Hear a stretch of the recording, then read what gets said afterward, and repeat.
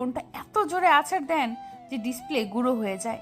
তারপর প্রচুর রাগে বলতে শুরু করেন, আপনার বাবা আপনাকে বিনা টাকায় এ বাড়িতে পাঠায়নি।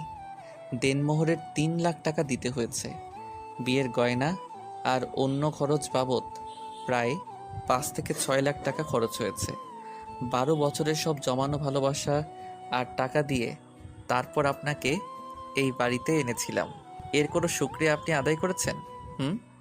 কি চেয়েছিলাম আপনার কাছে? মোহরানার টাকা পরিশোধ করার পর আপনার উপরে আমার সম্পূর্ণ হক ছিল। তবুও এক মুহূর্তের জন্য আপনাকে স্পর্শ করিনি। বিয়ে করে আনার পর এ বাড়ির ছোট বড় কাজগুলো করাও আপনার দায়িত্ব ছিল, কিন্তু তাও কোনো দিন আপনাকে কিছু বলিনি। শুধু বলেছিলাম মাকে একটু দেখে রাখবেন। আর মা ১ ঘন্টা আগে তার খারাপ লাগার কথা বলেছে আমাকে ফোন দিয়ে। আমি অফিস থেকে চলে আসছি।